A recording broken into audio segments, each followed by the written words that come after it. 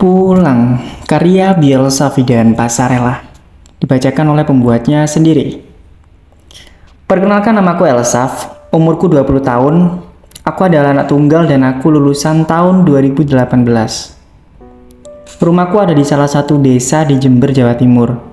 Dan saat ini aku bekerja di Surabaya sebagai housekeeping di salah satu hotel ternama. Aku punya teman baik di mana kita saling bercerita perihal pulang kampung dan keluarga dan juga problem-problem lain. Temanku namanya Indra, dia berasal dari Pati, Jawa Tengah. Kita sama-sama perantau dan malam ini yang setelah hujan, kita lagi ada di sebuah atap hotel lantai 3 yang biasanya dipakai untuk berjemur pakaian dan spray hotel.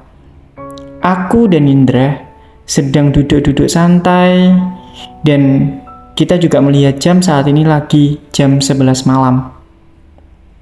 Kita hanya berdua ditemani dengan kopi panas Torabika susu yang baru saja dibuat. "Gimana, Indra?" tanya Elsaf kepada Indra. "Gak ada sih, Saf. Aku cuma pengen pulang aja ke rumah. Karena jujur, aku sudah 6 bulan gak pulang dan aku rindu suasana rumah dan hawa desa yang membuat aku kangen. Terutama sih bapak ibuku sih," jawab Indra kepada Elsaf. "Yo podo Indra, aku yo kangen juga. Tapi ya gimana lagi, kita ini kan kerja juga bukan untuk kita aja. Kita itu kerja juga buat keluarga, ya kan?" jawab Elsaf dengan wajah sedikit senyum dan melihat ke depan. "Menurutmu apa kita kerja seperti ini terus ya, Saf ya?" Indra bertanya dengan muka sedikit murung dan mengkerutkan dahi wajahnya. "Yo, enggak lah. Ada saatnya kita itu punya progres dalam pekerjaan. Dan mungkin memang ini adalah salah satu jalan menuju ke keadaan yang sedikit lebih baik. Kita hanya perlu menikmati capek ini aja sih menurutku. Dibilang ngeluh ya kadang-kadang juga ngeluh. Capek ya kadang-kadang juga capek. Pernah nangis ya pernah juga. Tapi kayak ya mau segimanapun keadaannya kita ya tetap melakukan pekerjaan yang sama kan?" penjelasan Elsaf dengan wajah serius dan santai. "Iya sih bener, Saf. Tapi jujur ya, Saf ya. Aku tuh sebenarnya pengen pulang. Tapi kayaknya gajiku itu nggak cukup untuk pulang. Mungkin ya bisa lah untuk transport aja itu mungkin cukup. Tapi kan aku di rumah punya ponakan, punya saudara, ya kali kita kan nggak ngasih. Kayak nggak enak aja gitu loh. Dan nggak biasanya aku gitu." Indra menjawab dengan wajah sedikit agak sedih dan gugup. "Bener-bener Indra, aku yang ngerasain itu juga sih Indra," jawab Elsa membenarkan itu, seolah-olah mereka mempunyai perasaan yang sama. Terus Saf, kamu sendiri nyapa kok nggak pulang? Kalau aku kan 6 bulan nih nggak pulang. Kalau kamu kan kayak hampir setahun deh nggak pulang. Kenapa? Ada masalah di rumah tah? Atau kamu lagi malas pulang kampung? Atau gimana?" tanya Indra penasaran sambil melihat Elsaf. Gini Indra.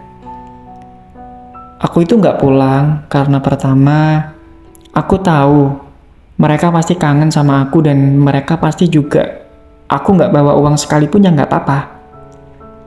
Tapi masalahnya ya, kamu tahu sendiri kan gaji kita di sini tuh kalau misalkan untuk perjalanan pulang itu kayaknya udah habis. Dan sedangkan aku pengennya nabung. Tapi kadang-kadang ya orang rumah itu telepon, terus mereka tuh meminta uang seolah-olah gitu kayak nggak enak. Ya otomatis kan aku uang yang harusnya untuk ditabung malah buat mereka kan. Dan aku adalah orang yang peka dengan keadaan mereka gitu. Dan aku juga tahu kebutuhan mereka. Jadi kalau misal nih aku pulang, terus aku nggak ngasih, itu kayak nggak enak gitu loh. Dan kamu tahu sendiri kan biaya hidup di sini tuh padahal nggak mahal-mahal banget. Tapi kita tuh nggak tahu kenapa gaji itu cuma lewat aja di rekening, jawab Elsaf dengan sedikit sedih dan lesu. Iya sih, bener Saf. Tapi kapan rencana kamu pulang? Tanya Indra ke Elsaf. Mungkin bulan depan.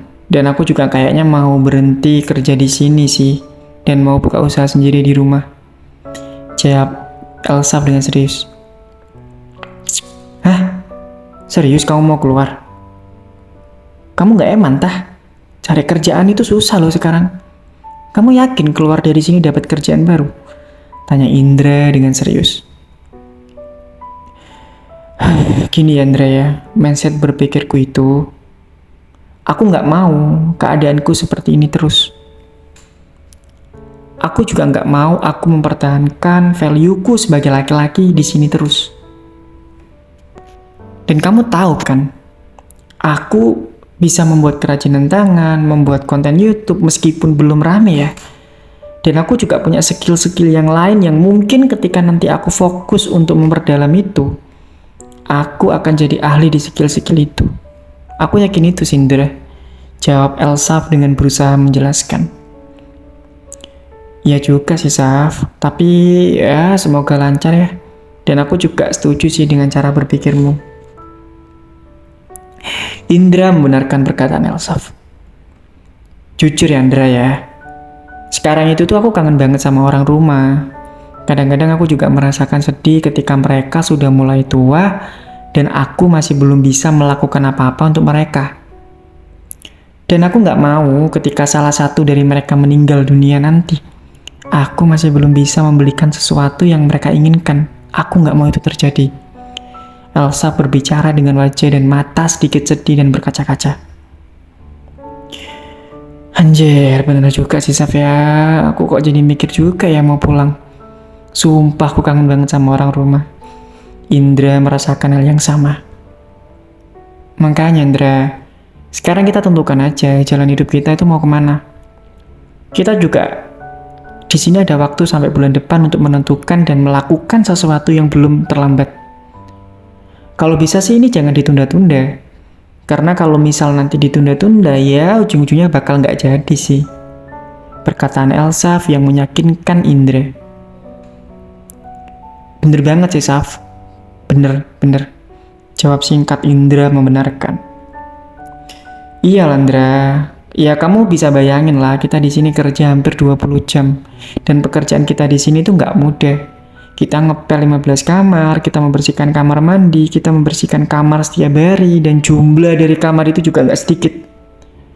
Padahal, kita tuh membersihkan kamar paling sedikit 10 kamar, dan belum lagi juga jam tidur kita juga sangat kurang.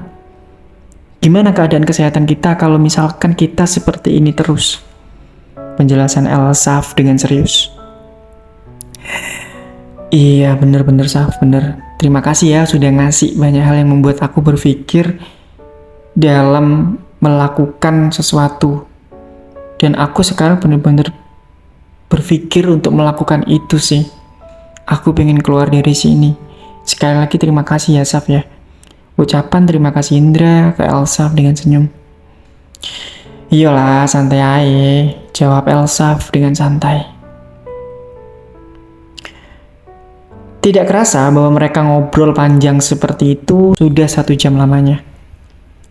Dan waktu sudah menunjukkan pukul 12 malam. Mereka segera menghabiskan kopi, torabika susu, dan mereka segera kembali ke kamarnya masing-masing. Dan pastinya untuk istirahat. Singkat cerita, mereka berdua akhirnya menepati omongannya. Indra dan Elsaf genap 1 bulan bekerja dan mereka mengambil gaji terakhirnya. Dan mereka juga saling berpamitan untuk pulang ke tempat asalnya masing-masing. Ini akan jadi cerita yang sedih dan haru. Tapi mereka harus menyadari pertemuan terakhir itu. Mereka juga berharap bahwa suatu saat ketika mereka bertemu lagi, mereka bertemu dengan keadaan yang berbeda dan lebih baik dari saat itu. Dan cerita selesai. Pesan yang bisa kita ambil dari cerita ini adalah, buat kalian yang jauh kerja dari keluarga, aku tahu kalian capek mendengar kalimat sabar. Tapi aku percaya, kalian kerja itu bukan untuk diri kalian sendiri. Dan kalian kerja jauh dengan harapan pengen merubah hidup dan memperbaiki keadaan diri kalian sendiri dan juga orang-orang di rumah. Aku paham kalian capek, kalian kesel, kalian pernah nangis. Tapi percayalah bahwa usaha yang kalian lakukan saat ini tidak akan sia-sia. Dan teruslah berusaha dan bekerja keras dengan skill-skill dan jangan capek untuk belajar. Semangat terus, percayalah kalian adalah orang hebat dan sampai jumpa. Terima kasih.